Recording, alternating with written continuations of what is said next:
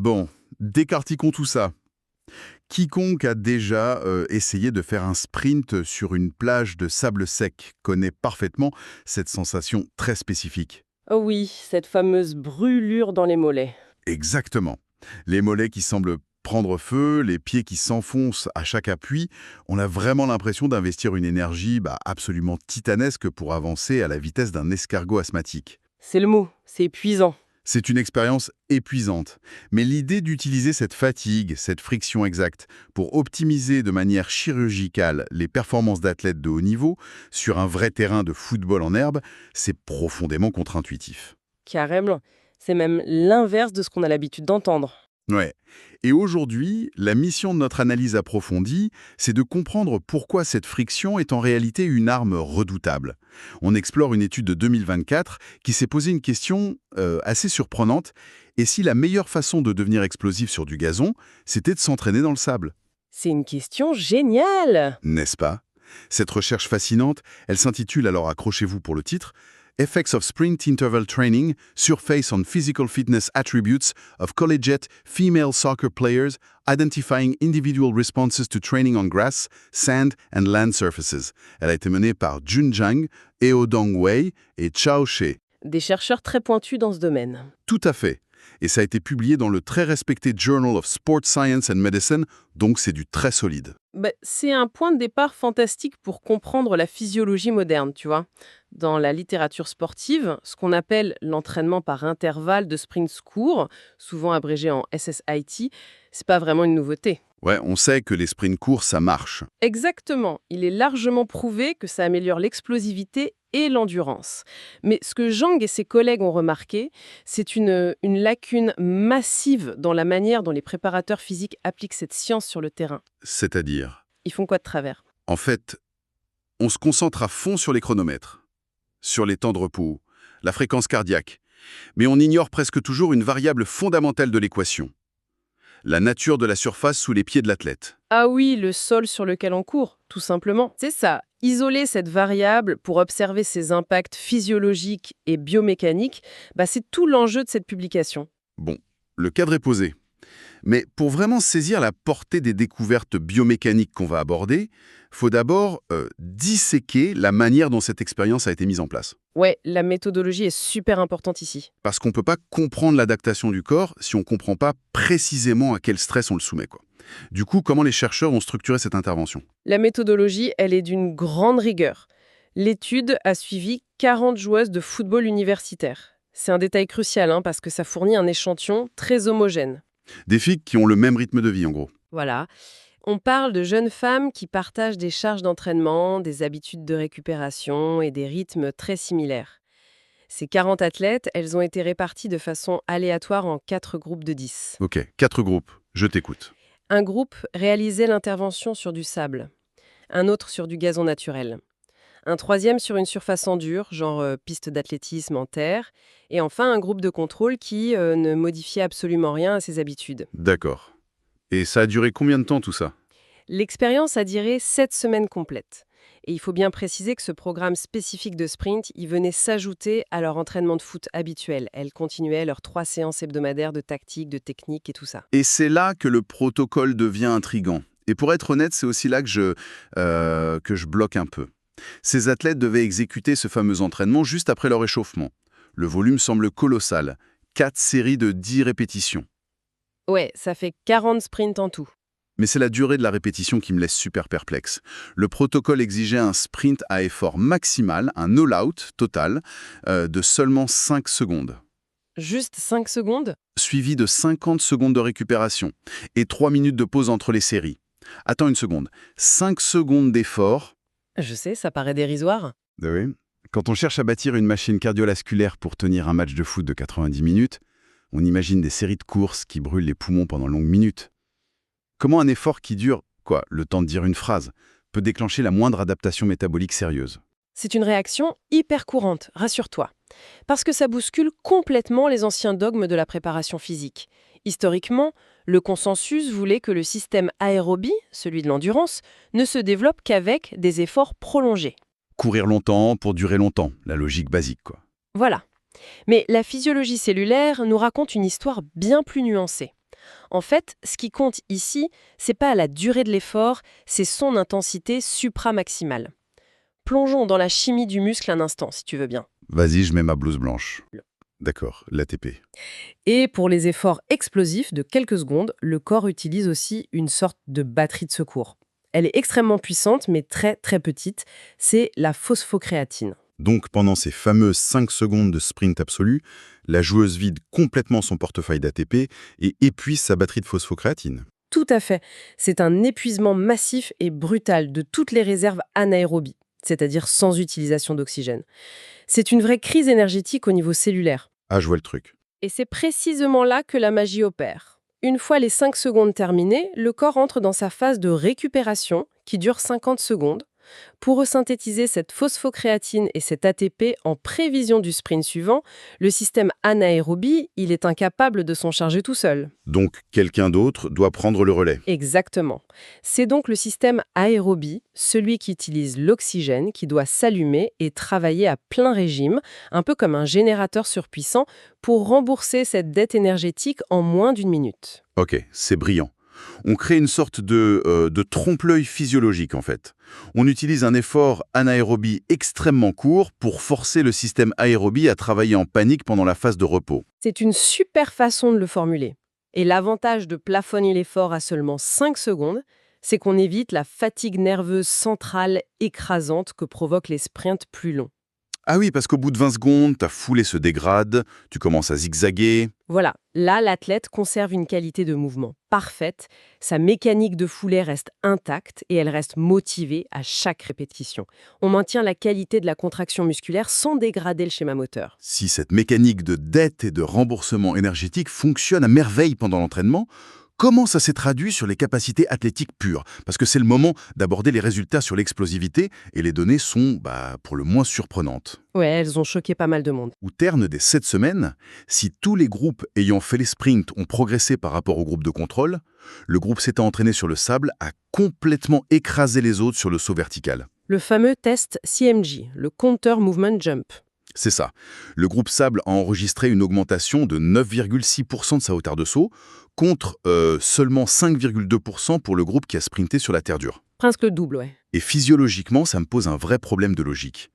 Comment un sol mou et fuyant qui absorbe toute ton énergie peut générer une puissance verticale presque 2 fois supérieure une fois que la joueuse retrouve la stabilité d'un terrain ferme? C'est le grand paradoxe. Et pour le résoudre, il faut examiner la biomécanique du cycle étirement-détente. Le cycle étirement-détente. Oui, quand ton pied frappe une surface dure, comme de la terre battue ou de l'asphalte, la surface offre une réaction immédiate. Les tendons du corps humain, notamment le tendon d'Achille, agissent alors comme de puissants élastiques. Ok. Ils s'étirent sous le choc, ils emmagasinent l'énergie cinétique et ils se contractent violemment pour renvoyer cette énergie. C'est ce qui nous propulse vers l'avant.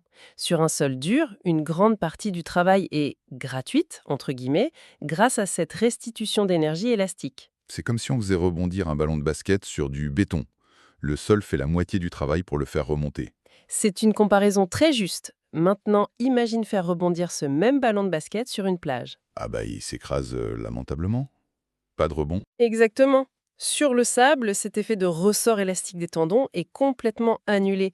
Le sable dissipe la force. Donc, pour compenser cette perte énorme et réussir à générer une vitesse maximale pendant les 5 secondes du protocole, le système nerveux central entre dans un état de suractivation. Et panique un peu en gros. Il n'a pas le choix. Il doit recruter des unités motrices supplémentaires et allumer des fibres musculaires à contraction rapide, les fameuses fibres de type 2, qui sur un sol dur seraient restées dormantes parce que l'élasticité faisait le boulot à leur place. Il n'y a pas d'énergie gratuite sur le sable, donc le corps est obligé d'engager des réserves musculaires profondes pour s'en sortir. C'est exactement le mécanisme. En plus de ça, la surface sablonneuse est intrinsèquement instable et inégale. À chaque milliseconde de la foulée, le corps doit ajuster ses vecteurs de force pour pas s'effondrer. Ah oui, l'équilibre. Ouais, ça sollicite de manière colossale les muscles stabilisateurs des chevilles, des genoux et des hanches. Cette surcharge brutale de la face concentrique du muscle crée des adaptations neuromusculaires majeures. C'est énorme.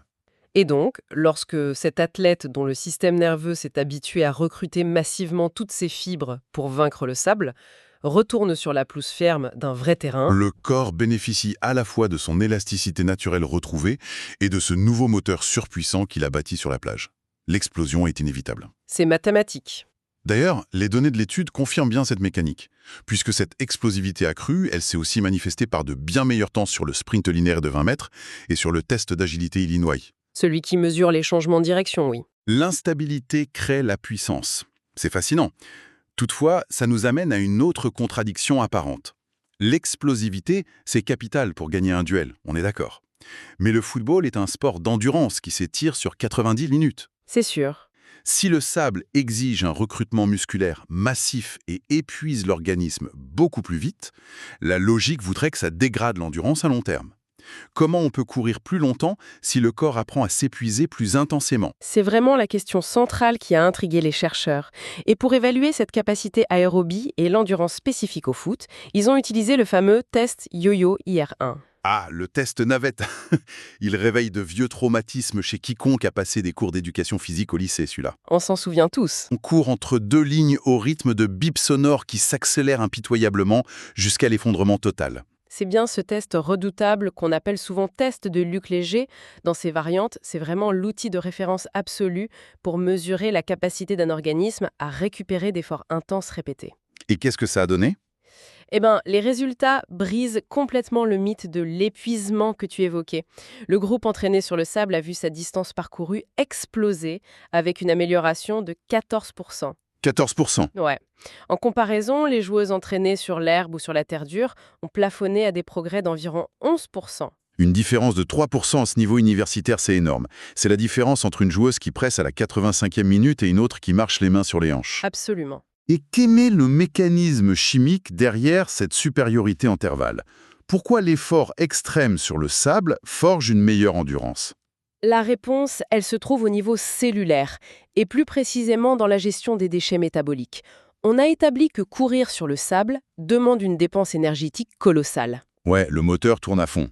Cette dépense supérieure provoque une dégradation accrue du glycogène, ce qui entraîne à son tour une accumulation beaucoup plus importante d'ions hydrogène, les fameux ions H+. Ah! Et ces ions H+, ce sont eux qui sont responsables de la sensation de brûlure musculaire atroce qu'on ressent à la fin d'un sprint? C'est eux. Mais ils font bien pire que de simplement brûler. À l'échelle microscopique, une trop forte concentration d'ions H+, rend le milieu cellulaire très acide. Ok, et l'acidité, c'est pas bon pour le muscle? Non, cette acidité interfère physiquement avec la contractilité des muscles. Elle empêche le calcium de se lier correctement aux protéines, ce qui fait que les fibres d'actine et de myosine ne peuvent plus glisser les unes sur les autres. Le muscle se fige, quoi. Voilà, la force chute, c'est la fatigue absolue. Donc, en s'entraînant sur le sable, ces athlètes se noient volontairement dans cette acidité extrême à chaque putain de séance. Exactement. Et le corps humain est une vraie merveille d'adaptation. En étant exposé de manière répétée à ces niveaux d'acidité hyper élevés, l'organisme réagit en améliorant de façon drastique sa capacité tampon. Sa capacité tampon. C'est sa faculté à mobiliser des substances comme le bicarbonate dans le sang pour neutraliser et évacuer ces ions H+ beaucoup plus rapidement.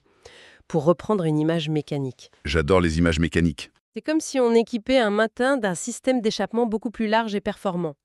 Les gaz toxiques sont expulsés plus vite, le moteur surchauffe pas.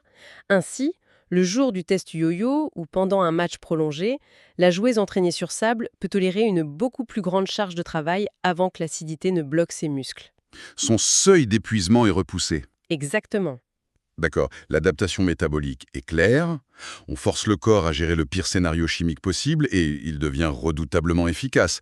Mais il y a une dernière dimension dans l'étude de Zhang, Wei et Xie.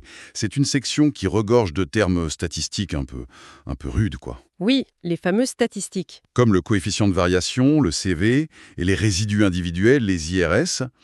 Mais sous cette nomenclature aride se cache pourtant ce qui est peut-être la conclusion la plus importante pour un sport collectif. Ah, tu trouves aussi. Bah oui. De manière simplifiée, les données révèlent que l'entraînement sur piste en dur génère des résultats extrêmement aléatoires selon l'individu, alors que le sable produit une amélioration remarquablement homogène pour toutes les athlètes du groupe.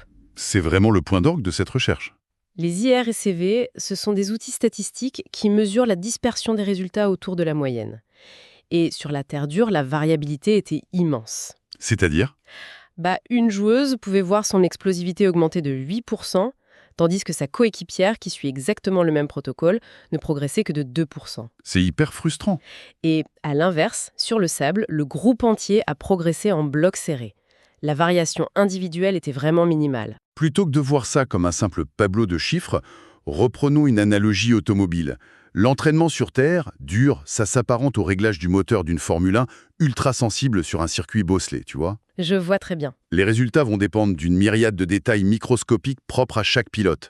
La rigidité exacte de son tendon d'Achille, sa longueur de foulée millimétrée, la manière précise dont son pied frappe le sol. C'est un environnement où les toutes petites différences biomécaniques créent d'immenses disparités de performance. Tout à fait. À l'opposé, l'entraînement sur sable, c'est comme une compétition de tracteurs de force dans un champ de boue. Des tracteurs dans la boue, c'est poétique. Ouais, mais c'est ça. Les subtilités biomécaniques individuelles, elles ont plus qu'une importance face à la résistance colossale de l'environnement. Le sable impose une contrainte tellement brutale et basique qu'il force l'organisme à s'adapter fondamentalement, peu importe les petites variations génétiques ou techniques de la fille. Tout le monde doit développer ce moteur de survie. C'est une analogie particulièrement éclairante. Et dans le contexte du management sportif, cette uniformité des résultats, c'est le saint graal absolu. Ah bah pour un coach, c'est le rêve. Oui, le football ou tout autre sport d'équipe requiert une synergie complexe. Si un préparateur physique impose un bloc de sprint de 7 semaines à un effectif de 25 athlètes sur une piste en dur, il va récupérer à la fin un groupe profondément déséquilibré athlétiquement. Certaines seront prêtes, d'autres seront à la traîne. Exactement. Et ces disparités physiques, elles se transforment inévitablement en failles tactiques. Si la moitié de l'équipe ne peut pas soutenir la haute intensité d'un pressing coordonné à la 60e minute, toute la structure s'effondre. C'est clair. Le fait que l'entraînement sur sable garantisse à presque 100% du groupe le même niveau de bénéfice physiologique, ça permet de faire évoluer toute l'équipe de manière synchronisée. C'est un avantage compétitif monumental. Bon, si l'on doit extraire l'essence de tout ce qu'on vient de décortiquer aujourd'hui, la hiérarchie pour les applications pratiques devient limpide pour l'audience. Pour optimiser les adaptations physiques d'un entraînement par intervalle de sprint court en vue de performance sur un vrai terrain, le sable, c'est le roi incontesté. Sans le moindre doute. C'est la surface qui génère les gains d'explosivité les plus hauts, qui force l'adaptation métabolique la plus profonde face à l'acidité et qui garantit la progression la plus homogène d'un effectif. Et à défaut de disposer d'une plage ou d'une fosse aménagée, le gazon naturel s'impose comme une excellente alternative. Ouais, ça offre l'avantage de la spécificité des appuis. Voilà. Par contre, la piste en terre ou en dur, elle devrait vraiment être léguée au rang de dernier recours, en raison de ses rendements inférieurs et de sa variabilité intra-équipe beaucoup trop risquée. C'est une vraie révolution pour la programmation physique. Et d'ailleurs, ces mécanismes d'adaptation y soulèvent une interrogation fascinante qui s'étend bien au-delà de la physiologie sportive. Ah ouais? Tu penses à quoi? L'étude démontre que c'est l'environnement le plus chaotique, le plus instable, celui qui opposait la plus grande friction, qui a forgé la meilleure performance finale. On pourrait se demander dans quelle mesure ce principe du sable, il s'applique aux tâches cognitives. Oh, c'est profond ça. Est-ce que s'astreindre à étudier ou à résoudre des problèmes complexes dans un environnement bruyant, rempli de friction mentale et d'interruptions, est-ce que ça forcerait le cerveau à développer des capacités de concentration supérieures qui rendraient ensuite l'individu infiniment plus performant quand il se retrouve dans le calme plat d'une salle d'examen ou d'un bureau? Exactement. C'est une hypothèse où la contrainte devient, encore une fois, le moteur de l'excellence. La friction comme condition préalable à la croissance, qu'elle soit physique ou intellectuelle. C'est vraiment un excellent angle de réflexion pour prolonger ce qu'on a vu aujourd'hui. D'ailleurs, pour ceux qui nous écoutent et qui veulent explorer les graphiques, les équations biomécaniques détaillées et la méthodologie complète, on vous recommande fortement de consulter l'article originel des chercheurs Zhang, Wei et Xie. Paru en 2024 dans le Journal of Sports Science and Medicine. C'est ça. Les nuances statistiques qu'ils y dévoilent valent vraiment la lecture pour quiconque s'intéresse à l'optimisation humaine. C'est clair, c'est en allant au cœur des données brutes de ce type de recherche qu'on comprend véritablement comment les petits détails modifient les grandes performances. On pourrait pas mieux résumer. Et pour ceux qui nous écoutent, il est toujours très pertinent de s'abonner à ce flux et d'activer les notifications pour être alerté dès qu'une nouvelle analyse approfondie de la littérature scientifique est disponible. C'est le meilleur moyen de rien rater. La prochaine fois qu'on se retrouve à marcher difficilement sur une plage, les pieds bien lourds dans le sable, il suffira de se rappeler que c'est pas seulement un terrain hostile, c'est l'un des laboratoires d'entraînement les plus puissants qui soit. À la prochaine.